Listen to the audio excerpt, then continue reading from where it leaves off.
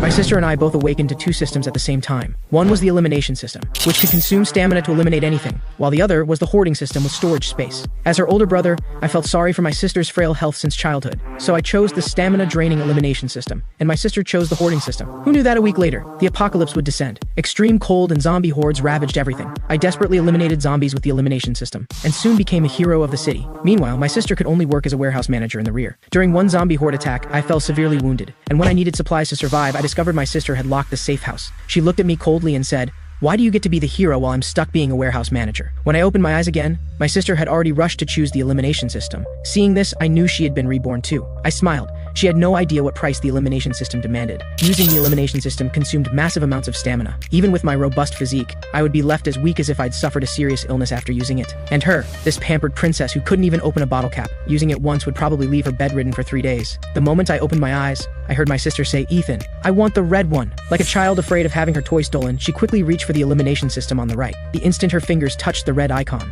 an ecstatic smile spread across her face. In this life, it's my turn to be the hero everyone admires. Then she looked back at me with eyes full of smugness and contempt. "Foolish brother, you don't know yet, do you? I've taken the strongest ability. In this life, you'll be the one begging me." I leisurely walked toward the abandoned hoarding system. "Chloe, are you sure you want that one? It looks like a combat type. Very tough work." Having obtained what she thought was a divine ability, Chloe was inflated with ego. She flipped her hair and said with feigned maturity, "Ethan, I've thought it through. You've protected me all my life, so this time let me protect you. I'll handle all the fighting and dirty work. That golden one is probably just storage space, perfect for someone meticulous like you. You can handle logistics? Protect me?" I sneered inwardly. She wants to turn me into her tool too. And then, just like I protected her in the last life, drain every bit of value from me. I ignored her and reached out to gently touch the golden symbol before me. A warm golden light instantly enveloped me. System binding successful. Host Ethan. Ability, Infinite Hoarding Level 1. Time until apocalypse, 167 hours 59 minutes. Meanwhile, having successfully bound her system, Chloe excitedly waved her arms at the air. The crystal ashtray on the coffee table vanished instantly. Chloe's face went pale.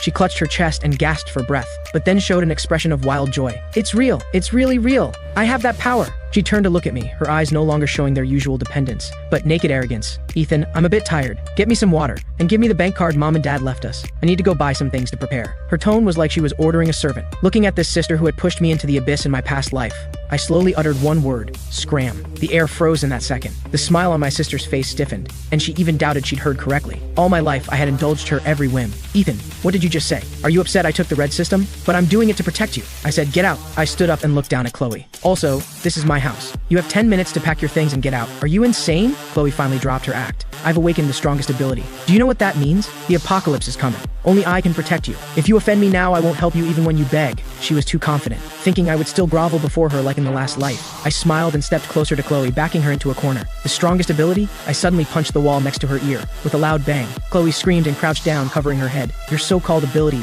is it just making your few shabby clothes disappear? Did you forget that your ability can only eliminate, not create food? In 7 days, the temperature will drop to -60 degrees. Without food or clothing, even if you can eliminate an entire building, you'll freeze and starve to death." Chloe's body trembled. She had indeed overlooked this problem, but she quickly stiffened her neck and shouted, "So what? I can take by force. Whoever refuses to give me supplies, I'll make them disappear. As for you, what use is guarding a broken warehouse? You'll still have to rely on me. Is that so? Then good luck to you." I was too lazy to waste more words on her. I walked to the door and yanked it open. "Now, immediately get out, or I'll have security drag you out. Don't forget, this is still a society of law. I can call the police for trespassing." Chloe looked at my resolute back, shock flashing across her face. "Fine. Very well, since you're so heartless.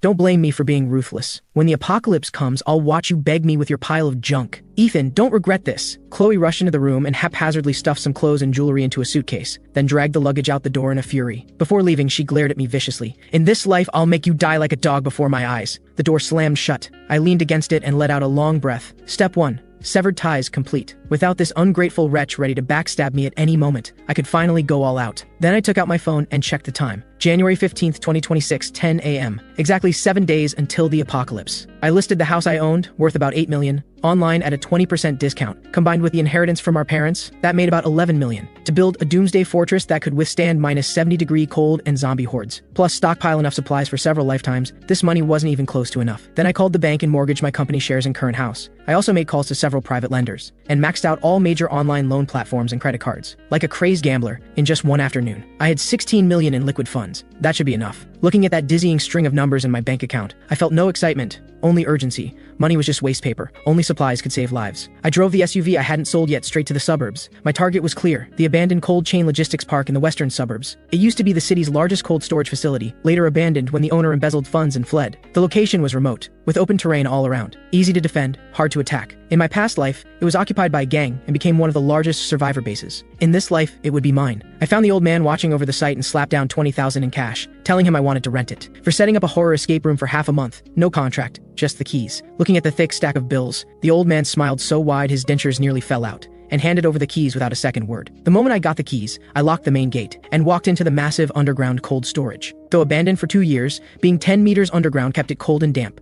About 3,000 square meters with an 8-meter ceiling. System, scan current space, I commanded mentally. Scan complete. Semi-enclosed underground space detected. Meet safe house renovation requirements. Activate space anchoring. Once anchored, this space will serve as a material transfer station in the real world. You can teleport external materials directly here, at will, and release materials from system space here. Anchor. Location secured. Next, to fill it, I drove straight to the city's largest agricultural wholesale market and went on a shopping spree. My frenzied purchasing caused a sensation throughout the wholesale market. A mysterious young man buying wholesale like he was hoarding for doomsday even caught the attention of market management. But I had my story ready. I told them. This was annual supply stockpiling for several large mines in remote mountain areas, and with the mountains about to be sealed off, everything had to be ready in the next few days. In this age where money paves the way, as long as the money was right, no matter how ridiculous the excuse, someone would help you make it work. As night fell, the first batch of heavy trucks loaded with supplies rolled into the abandoned western suburbs factory. After all the workers unloaded and left, I locked the iron gate again. The vast cold storage was filled with supplies piled like small mountains. I walked to the mountain of rice piled 5 meters high, raised my hand, and placed my palm on the bottom bag store. Instantly, the 50 tons of rice vanished into thin air. I closed my eyes and entered the system space with my consciousness. In that infinite white space, 50 tons of rice floated quietly in midair, maintaining the stacked shape from before. Here, time stood still. Even after 100 years, this rice would cook up as fresh as ever. Awesome! This feeling of having everything in my grasp, controlling it all, was intoxicating. But this was just the beginning. In minus 60-degree cold, without a heat source, this food would be frozen solid as rocks. I contacted friends to buy 10,000 tons of smokeless coal and diesel, along with solar panels and generators. With 7 days left, I needed not only to stockpile enough food for 10 lifetimes in this cold storage, but also transform it into a climate-controlled fortress that even a nuclear bomb couldn't breach. Just then, my phone buzzed with a message from Chloe. It was a photo of her and her senior Ryan sitting in an upscale French restaurant. Poor brother. After being kicked out, are you eating instant noodles now? Ryan and I are celebrating our new life. If you kneel and beg me now, I might consider sharing a piece of bread with you. I looked at the screen, a mocking smile on my lips. Eat up.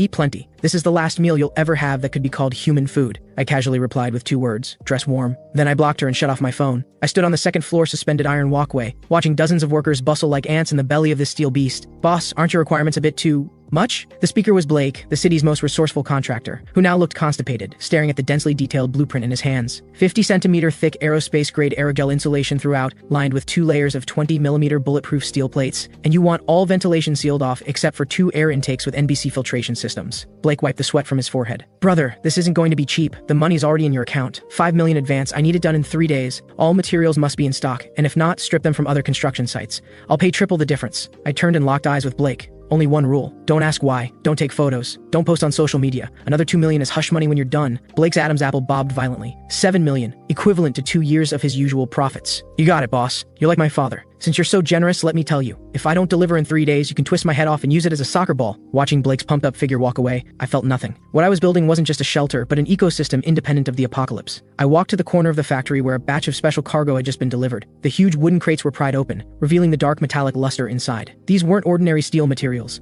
but high-voltage electric fence generators and military-grade blast-proof glass obtained through special channels. In the early apocalypse, the most terrifying thing wasn't zombies but human nature. When hunger and cold turned people into beasts, ordinary roll-up doors were as fragile as paper before mobs. System, store all these building materials and adjust their positions according to the blueprint. During the workers' dinner break, I lightly touched the heavy blast-proof glass, and dozens of tons of materials vanished instantly. Then under the system's precise control, seamlessly embedded themselves into the skylight positions at the top of the factory. As the last construction vehicle drove away, the massive iron gate slowly closed. Standing in the center of this steel fortress that was completely mine, looking at the room full of supplies piled like mountains, not enough. Far from enough. I checked my phone balance, less than 500,000 left. My purchasing power through legitimate channels was exhausted. Next came the night of $0 shopping. 2 a.m. at the East Harbor Bonded Logistics Center. This was the city's largest import-export distribution hub, with tens of thousands of shipping containers stacked like building blocks at the docks, filled with premium goods from around the world. That night, I practically emptied half the bonded zone's high-value warehouses, until a slight stabbing pain in my brain warned me of mental energy overuse. I reluctantly stopped. Just as I was about to leave, a sudden roar of engines shattered the night silence. Several black modified SUVs roared into the port, stopping in front of a concealed warehouse not far away. The car doors opened, and a dozen tattooed thugs got out. A bald man in the lead was loudly berating his subordinates. "Move the stuff, hurry up. Dragon said this shipment must be moved tonight." The authorities had been watching closely. The boxes they were moving bore prominent hazardous material warnings. I narrowed my eyes and activated the system's long-range scanning. Scan results: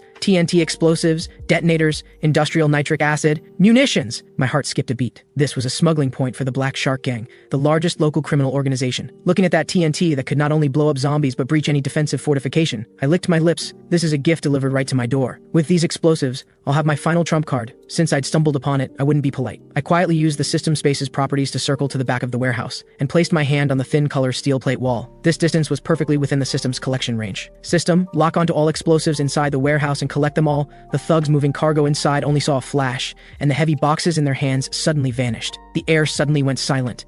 Over a dozen gang members stood frozen, carrying positions, gripping empty air, staring at each other bewildered. Holy shit, where are the boxes? This is insane. Dragon, we have a problem. The goods are gone, all gone. The bald leader rushed over and stared at the empty warehouse, his expression shifting from fury to terror to existential crisis. Who did this? Get out here. He drew his pistol and waved it wildly at the air. By then, I had already used the chaos to scale the port's perimeter wall and vanished into the night. 24-hour countdown. The city on its last day remained bustling, no one knowing this was the old world's final twilight. The meteorological station issued a blue cold wave warning, forecasting a temperature drop of 10 to 15 degrees tomorrow. Nobody took it seriously. At most, they'd wear an extra layer of long underwear. I didn't go out again, staying in the western suburbs fortress doing final checks. All doors and windows had been welded shut, leaving only one main entrance. I opened my phone one last time to check social media. Chloe had posted an update an hour ago. Though winter is coming, my heart is warm. Thanks for the surprise, Ryan. The future is bright. Some people can just rot with their dirty money. I smiled brilliantly. I liked it, then commented, "Enjoy it while you can." Just then, the drizzle outside suddenly stopped. Immediately after, a ping-pong ball-sized hailstone slammed heavily against the blast-proof glass. Then came the second, the third. Hail poured down like bullets. Following that came howling winds, and temperatures plummeted. An emergency news alert popped up on my phone screen. Breaking news! Due to a superpolar vortex, global temperatures will plunge 50 degrees in the next 3 hours. All citizens return home immediately. Immediately. This is not a drill. The apocalypse had arrived. In just 10 minutes, the world outside changed color. The road surface froze over with thick black ice in an incredibly short time. A dozen cars collided, instantly bursting into flames. But before the flames could spread, the extreme cold suppressed them, freezing them in an eerie state. People inside the cars tried desperately to push open the doors, but they were frozen shut. Someone smashed a car window and climbed out, but the moment they touched the outside air, it was like all their heat was drained. Their movements instantly stiffened, their terrified expression frozen on their face, turning into a lifelike ice sculpture. The indoor thermometer showed the outside temperature had dropped below minus 30 degrees and was still falling at 1 degree per minute. Inside the safe house, the temperature held steady at 24 degrees. I took off my jacket, wearing only a thin t-shirt, and popped a perfectly seared piece of Wagyu into my mouth. Comfortable. Meanwhile, in a high-end apartment downtown, Chloe wrapped herself in her newly bought cashmere blanket, still shivering uncontrollably. Just now, the entire complex's heating system had collapsed due to burst pipes, and the temperature inside had dropped to minus 5 degrees. Though not yet fatal, for the pampered Chloe, this was already hell. "Ryan, think of something. We're going to freeze to death." She pushed Ryan beside her. Ryan was also freezing badly, frantically layering all his clothes on.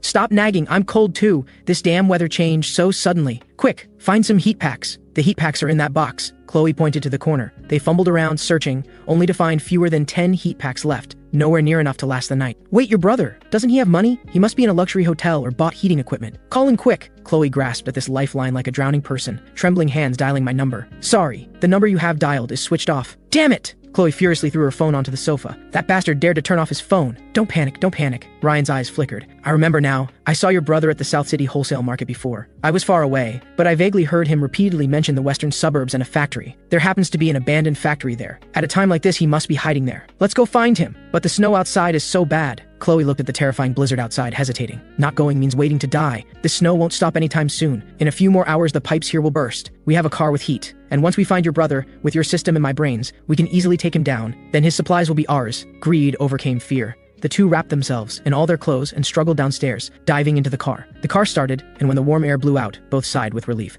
"Let's go to the western suburbs!" A vicious gleam flashed in Chloe's eyes. "When we see Ethan, I'll make him kneel in the snow and apologize, beg me to forgive his earlier rudeness." Meanwhile, in the western suburbs, I was staring at a corner of the surveillance screen. There, several stray dogs were huddled together, shivering. Suddenly, one dog's body convulsed violently. its eyes instantly bloodshot, turning crimson red. A piercing, inhuman shriek echoed across the wasteland, and that mutated zombie dog viciously lunged at its companions, blood spraying onto the snow, instantly freezing into red ice crystals. This isn't an ordinary virus, it's the extreme cold zombie virus. They're not afraid of the cold. The colder it gets, the more excited they become. I put down my chopsticks, finally here. I stood up and walked to the control panel and pressed the red button. Level 1 alert. Defense mode activated. The high-voltage electric fence of the first perimeter defense line instantly powered on, blue arcs crackling in the blizzard. I raised my wine glass and toasted to the blizzard on the surveillance screen. Welcome to hell, my guests. The blizzard in the western suburbs had evolved into a white catastrophe, with visibility under 5 meters. A white BMW X5, like a drunk, crawled with difficulty along the road where snow was already half a meter deep. Why aren't we there yet? Didn't you say it was only 20 kilometers? Chloe sat in the passenger seat, wrapped in 2 down comforters. Still so cold her teeth chattered violently.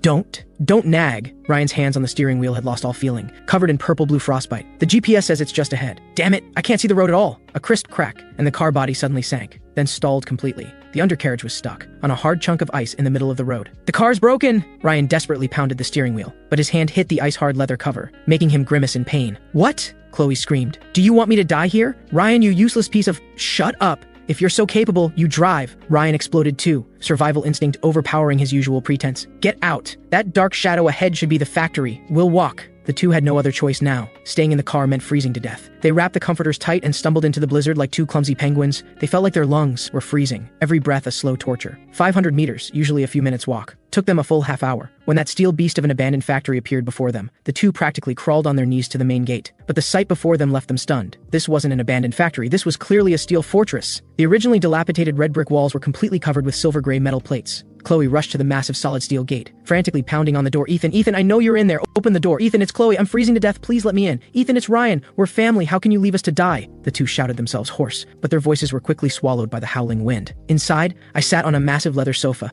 facing a wall of surveillance screens. On them, 2 blurry thermal imaging red shadows were pressed against the gate, like 2 pitiful flies. Beside me, red oil bubbled in a small copper pot, releasing an insanely appetizing spicy aroma. System, turn on external speakers, I ordered calmly. Activated, the speaker outside emitted a crackling sound, startling the two.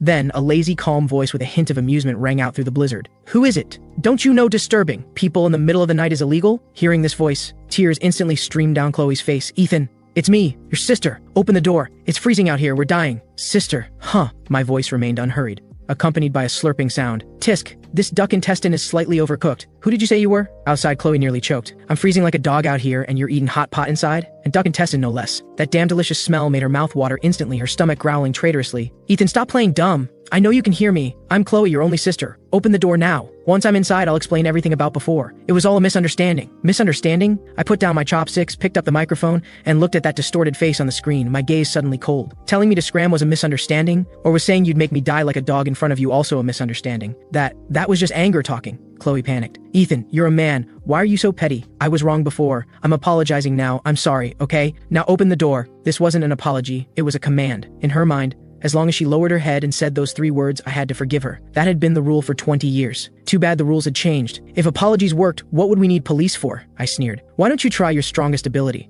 Don't you have the elimination system? These words struck Chloe like lightning, right? I have an ability. Why should I beg him? Fine. If you won't open it, I'll open it myself. Don't beg me later. A vicious gleam flashed in Chloe's eyes, and she took a deep breath, energy surging within her body. She slammed her frozen hand against the steel door. Eliminate! A red light burst from her palm, striking the door hard. However, the expected scene of the gate vanishing didn't happen. Instead, the red light was like hitting an invisible wall, instantly rebounding, making Chloe's arm go numb, and she fell backward into the snow. System warning, target object density too high and protected by high-level energy-reinforced space anchoring. Host current level LV1. Cannot eliminate. Forced elimination requires life force consumption. Chloe stared in disbelief at the immovable door. My system is the strongest. How could I not even open a door? My merciless laughter came through the speakers. Forgot to tell you, this door cost me $5 million in aerospace-grade alloy, and my system happens to counter yours. Your elimination can't eliminate my hoarding. Now, get lost. Don't dirty the snow at my doorstep. The speaker cut off, then the floodlights above the gate suddenly blazed on, 2 blinding beams shining directly into their faces, making them unable to open their eyes. Chloe sat in the snow, feeling the cold that penetrated to her bones,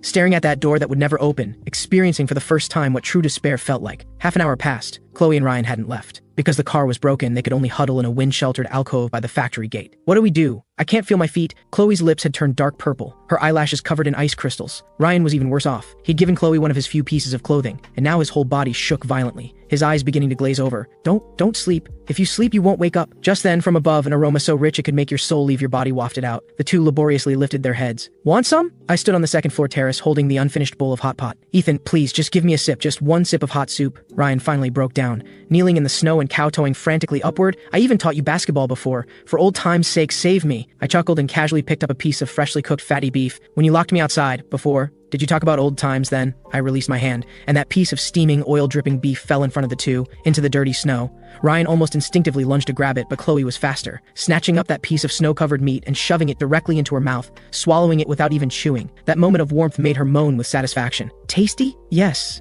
So good, Chloe nodded, tears streaming. Since you've eaten, get lost already. My security system detected some little friends attracted by the smell just now. Before the two could react, several pairs of glowing green eyes suddenly appeared in the distant blizzard, low growls carrying over on the wind. They're mutated zombie dogs. Run, run! Ryan reacted fastest, grabbing Chloe and trying to flee, but the ground was all ice and snow, and the two slipped, face-planting hard into the ground. The first zombie dog lunges forward, its gaping maw aimed straight for Ryan's thigh. Help! Ethan, help me! Ryan lets out an ear-piercing scream as he desperately kicks at the dog, but the creature feels no pain. In this critical moment, a flash of viciousness crosses Ryan's eyes. He suddenly grabs Chloe beside him and shoves her forcefully toward the dog's mouth while rolling away to safety. What are you doing? Chloe screams in terror. The reeking jaws are about to tear into her neck. In this split second between life and death, survival instinct conquers fear. Chloe locks eyes on the lunging dog's head as the red icon in her mind flashes frantically. She roars in her mind, eliminate! The massive Tibetan Mastiff's head is completely erased just 1 centimeter from Chloe's nose. Only a headless corpse crashes down heavily onto Chloe, nearly crushing the air from her lungs. Host eliminated Tier 1 mutant. Experience gained, 10 points. Stamina depletion warning. Chloe feels her strength draining away. Her vision goes dark and she nearly faints, but she has survived. This little show is getting interesting. I lower the binoculars, amusement flickering in my eyes. Since you don't want to leave, let me point you towards salvation. My voice echoes out again, carrying a demonic persuasion. 200 meters east, there's a security booth. That's your only chance of survival tonight. With that, the window shuts completely, leaving only two figures trembling in the darkness and more green eyes gathering around them. Move! To the booth! Chloe shoves the dog corpse off and staggers to her feet.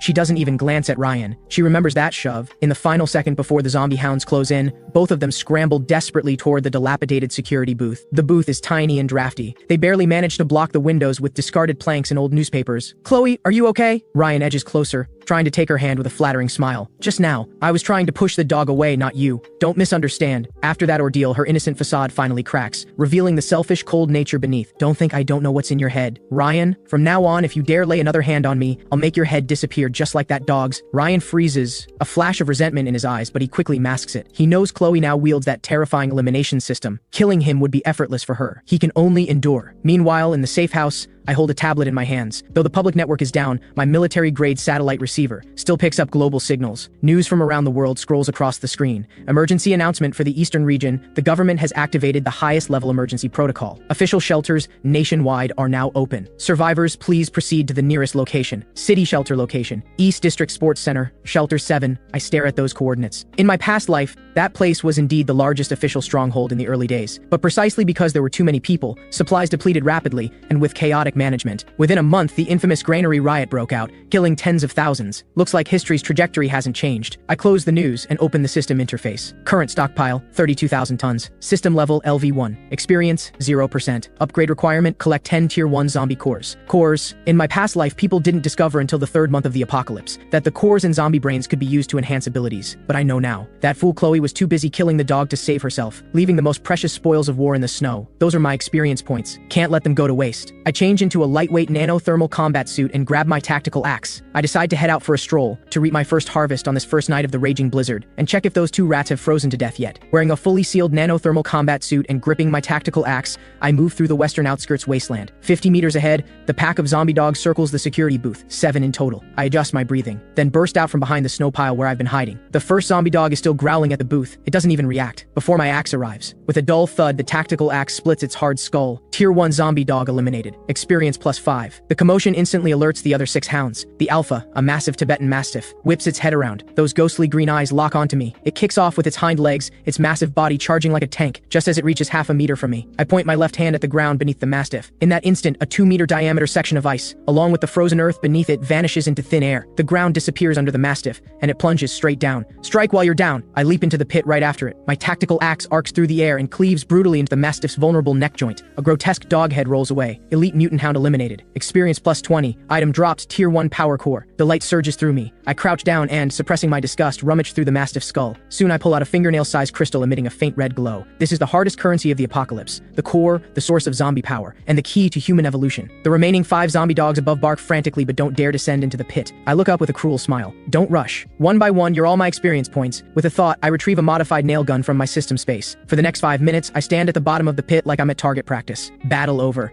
I climb out and search every corpse. Luck is on my side. The 7 dogs yielded 3 cores total. The system experience bar has risen to 45%. I toss the cores into my space and walk toward the security booth. It's empty inside, only messy footprints and a line carved into the wall with fingernails. Ethan, you'll pay for this. Heh, quite the survivor, aren't you? I sneer dismissively. I'm not worried about what these 2 insignificant pawns can do. In this apocalypse, living is often more painful than dying. Since they've gone to the official shelter, let them enjoy their rewards there. That's the real living hell. I turn and leave, my silhouette disappearing into the blizzard. This outing confirms one thing. In this world where all rules have collapsed, as long as you're ruthless and strong enough, this place is my playground, and my next target is Central Hospital downtown. Not only zombies await there, but also the antiviral serum I desperately need. While it can't cure the zombie virus, it can treat common flu and infections, crucial in the early stages. Meanwhile, at the East District Sports Center, the place has been converted into a temporary shelter. Thousands of survivors crowd at the entrance. Cries, curses, and pleas for help blend into chaos. Armed soldiers maintain order with tense expressions. Don't push. Form a line. Temperature check required. Anyone with wounds, immediate isolation. Supplies are limited. 1 bowl of porridge per person per day. Want more? Join the search and rescue team. Chloe and Ryan blend into the crowd, utterly disheveled. Halt! What do you think you're doing? A soldier blocks the 2 trying to cut in line. I'm an awakened!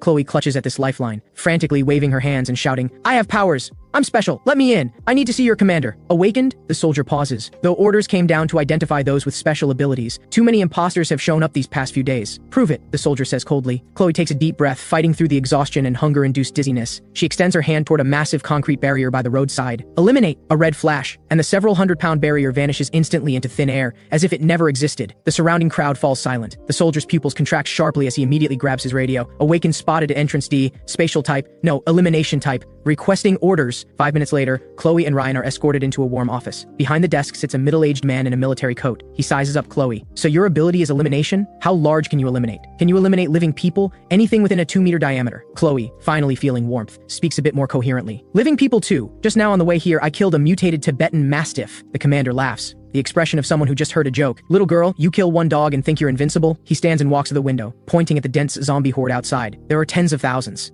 of zombies now. Your ability that exhausts you after a few uses is worth nothing on the battlefield. Chloe's face instantly stiffens. However, the commander's tone shifts as his gaze falls on the snow-covered runway outside. Your ability has a more suitable purpose. The blizzard has blocked the roads. Supply trucks can't get through. The airstrip is buried in snow. We need to clear a lifeline. Snow removal? Chloe feels utterly humiliated. I'm supposed to be the protagonist with a cheat system, destined to become the queen of the apocalypse, and you want me to be a janitor? I refuse. I'm an awakened. How dare you humiliate me like this? Refuse? The commander's smile vanishes instantly. No work means no food here. Even the awakened work for what they get. Fine. Choose not to work. Then get out and go back to the blizzard. He waves his hand. 2 soldiers beside him immediately step forward, their gun barrels rising slightly. Ryan's legs go weak with fear. He quickly grabs Chloe's sleeve, frantically signaling with his eyes. Chloe, don't be rash. Stay alive first. We'll figure it out later. Chloe stares at those dark gun barrels, then thinks of the hellish cold outside. Her pride shatters. I'll do it. She grits her teeth and lowers her head in humiliation. Half an hour later, Chloe is assigned to the Special Clearance Unit, number 098. Her job is simple. Stand in front of construction vehicles and continuously use her ability on the snow and debris ahead. Eliminate sections of snow walls. When one section disappears, the convoy advances. Each time she uses her power, her body feels completely drained. Faster! What's the holdup? The convoy behind is waiting. The supervisor bellows through a megaphone. Ryan, having no abilities, is assigned to the lowest tier transport team. His task is to carry those who froze or were bitten to the incineration pits. The stench there could knock someone out, plus there's constant risk of infection. But to survive, to get that half-moldy bun, he can only endure. Late at night, both collapse on the communal sleeping platform in the gymnasium. Hundreds of people are crammed here. The stench of sweat and feet mingles together. Chloe stares at her swollen, festering hands, tears streaming down uncontrollably. It wasn't supposed to be like this. She thinks of Ethan, of that warm fireplace. Ethan, you must be so pleased with yourself right now. Chloe grips the filthy blanket tightly, her nails digging into her palm. At this moment, the plaza in front of Central Hospital is packed with frozen zombies. These creatures aren't dead. The moment they sense a living person's body heat, they'll awaken instantly. System, activate stealth field. I expend a small amount of energy to form a thermal insulation layer around my body. Using my grappling hook, I climb directly to the third floor window. The third floor houses the pharmacy. There are fewer zombies here. After dispatching a few wandering nurse zombies, I walk to the shelves. My hand sweeps across,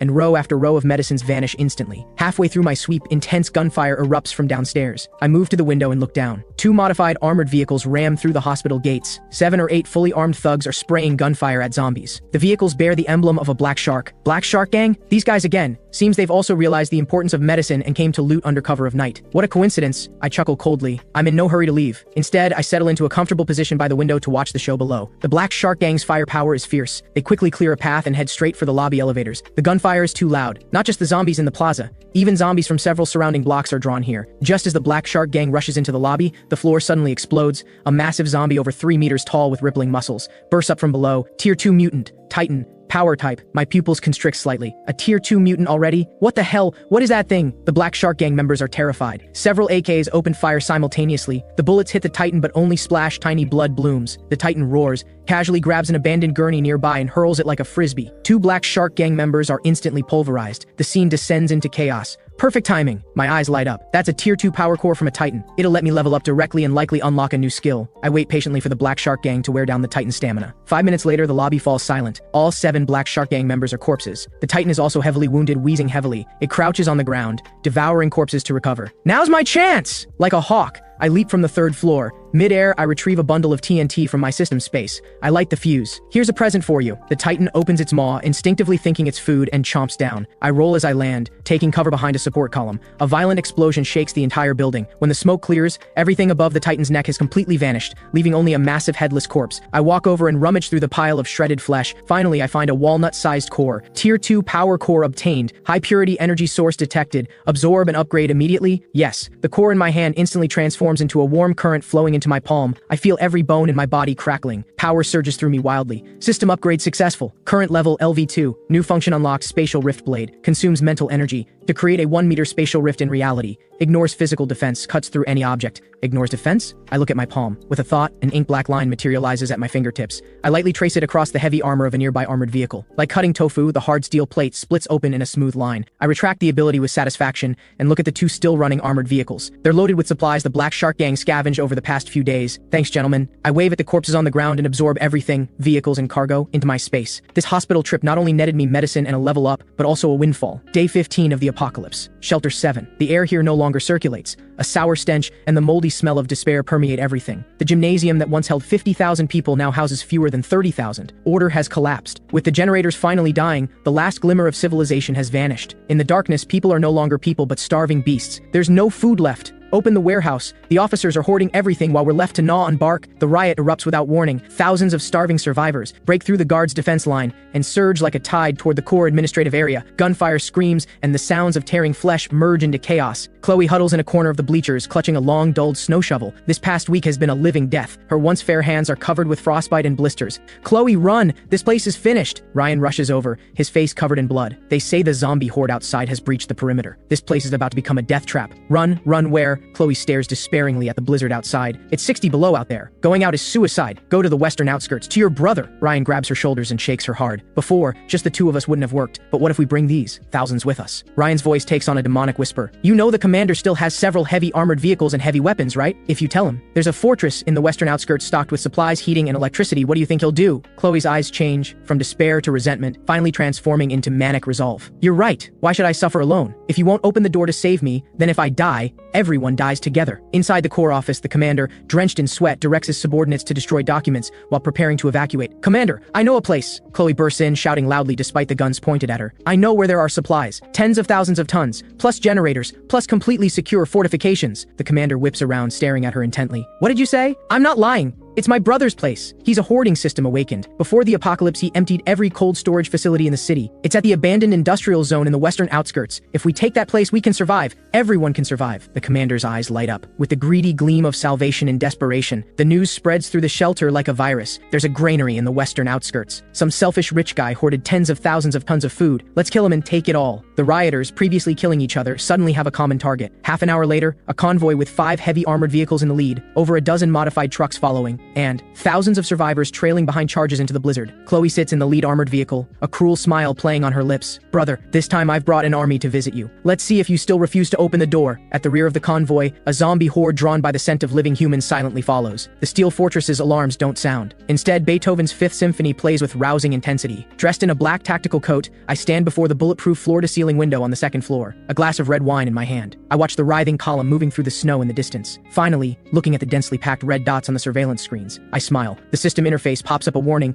large-scale hostile targets detected approaching. How flattering. I take a small sip of wine. I'm not worried in the slightest. If anything, I'm excited. These past few days at home, I've been bored enough to rust. Apart from upgrading abilities and watching old movies, dancing on a razor's edge is the apocalypse's greatest thrill. The convoy stops 500 meters from the industrial zone. The commander's voice booms through a megaphone. Ethan inside, listen carefully. We are the official search and rescue team from Shelter 7. We are now lawfully requisitioning your supplies and shelter. Disarm immediately and open the gate. I chuckle into my microphone. You mean bandits? My voice drips with undisguised mockery. The commander's face darkens. He didn't expect such stubbornness. Those who refuse mercy get none. Chloe, didn't you say you could break through? Go up there and call out. Let's see what family bonds look like. Chloe is pushed forward. She stands atop the armored vehicle with a megaphone. Ethan, you're surrounded. Look at these people. They're starving. You're hoarding all these supplies alone. Doesn't your conscience hurt? Open the door now and everyone might remember your kindness. Otherwise, when we break in, you'll be torn to pieces. Torn to pieces? I shake my head. My finger rests lightly on a red button on the console. Little sister, you're still so naive. You think bringing all these people threatens me? You're delivering experience points. Open fire. The commander loses patience. An RPG rocket whistles toward the factory gate, but just as it's about to hit, an invisible barrier flares to life. The rocket ricochets as if hitting a mirror, bizarrely reversing course and shooting straight toward a nearby truck. The truck loaded with rioters is instantly blown to scrap metal. Return fire. Shoot! Countless bullets rain down on the walls like a storm, but only sparks fly. They barely scratch the paint. I snap my fingers. My turn. Then I press the button. Defense System Sequence 2, minefield activated. The snow beneath the rioters at the front suddenly collapses.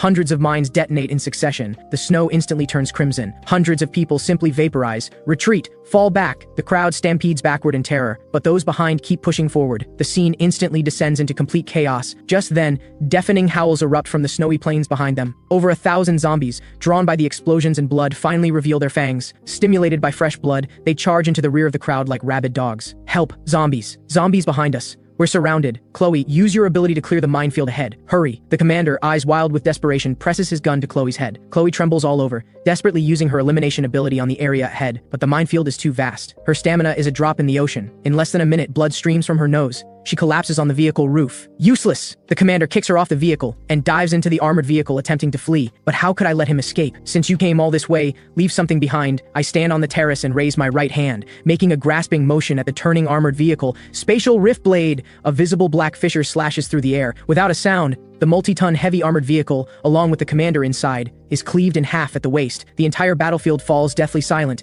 everyone stunned by the power of that single strike. Ryan hides among the corpses, staring at the man standing on high like a god. The battle rages for 3 full hours. The force of over 3,000 is almost entirely wiped out. Corpses litter the ground. The heat from fresh blood melts the snow, which quickly refreezes into a thick layer of red ice, turning this place into a massive open-air morgue. The zombie horde has also been mostly cleared by my heavy machine gun. The blizzard stops. A pale moon hangs in the sky, illuminating this hellscape. Only 2 living people remain before the gate. Chloe and Ryan, lucky for them, being kicked off the vehicle at the start and playing dead under the wreckage allowed them to barely cling to life until now. The gate slowly opens. Tactical axe in hand, I walk toward them step by step. Chloe kneels on the ground, face covered in blood. I was wrong. I was really wrong. I was forced. The commander forced me to come. You know how timid I am. Right. They forced us. For the sake of our past relationship, spare me. I'll serve you like a slave. I stop 2 meters in front of them. Without a word, I retrieve a table and chairs from my system space. Then I pull out a small red clay stove. I light the fire, set up the pot, pour water, add the hot pot base. Soon, the spicy aroma wafts through the air. I take out a plate of thinly sliced lamb and leisurely begin cooking it. Hungry? I pick up a piece of meat and blow on it to cool it. Chloe and Ryan's throats bob. Their eyes fill with longing, but even more with fear. Let me have a bite, please! Chloe begs through tears. This scene is so familiar. I place the meat in my mouth and chew slowly. In my past life, I begged you the same way. Through that that door, I begged you for a sip of water, even just an expired cracker. What did you say? Chloe trembles all over, too terrified to speak. You said supplies are for useful people. The useless don't deserve to waste air. I set down my chopsticks and look at them with icy eyes. Now, I return those words to you. I stand up. The tactical axe in my hand gleams coldly in the moonlight. Ryan, I call out. Ryan thinks there's hope and quickly looks up. You said you love Chloe and would die for her, right? Ryan hesitates and glances at Chloe beside him. Kill her, and I'll take you in. My voice is full of temptation. I'll even give you an enhancement serum. You can become awakened too. A dagger lands in front of Ryan. The ultimate test of humanity. No! Chloe stares at Ryan in terror, backing away. You won't! We're in love! Ryan looks at the dagger, then at the warm, brightly lit fortress behind Ethan, then at this filthy, worthless woman before him. In that moment, the mask called love completely shatters. Ryan suddenly snatches the dagger and lunges at Chloe with a twisted expression. Chloe, you heard him! If you die, I get to live. You're useless now anyway. What's wrong with dying for me? Chloe screams. Survival instinct unleashes her last reserves of strength. The dagger in Ryan's hand vanishes into thin air, but he's already on top of Chloe, both hands clamped tightly around her neck. Die! Die! Stop blocking my way! The two grapple in a pool of blood, like two beasts tearing at each other. Ugly. Utterly ugly. I watch this scene coldly, as if watching a grotesque comedy, until both are exhausted and collapse on the ground, gasping. Chloe's face is mangled from bites. Ryan has lost an eye. Magnificent. I clap slowly. But I lied to you. I walk up to them and raise my axe. My safe house never accepts garbage. Amid their desperate screams, the axe rises and falls. Blood sprays onto the white snow like a blooming plum blossom. The grudges of this life finally come to an end. Without hesitation, I turn and wave my hand. The corpses on the ground and the armored vehicle wreckage in the distance are all absorbed into the system's waste disposal. The entrance becomes spotless once more. Back inside, I walk to the massive floor-to-ceiling window. I watch the blizzard still raging outside. The world has died, but I'm still alive, and I'll live well. I take a bottle of aged whiskey from the cabinet and pour 2 glasses. One I pour on the floor, a tribute to my foolish past life self. The other I raise to the sky, toasting this cruel yet magnificent new world. Hello, Apocalypse. I am Ethan, king of this domain.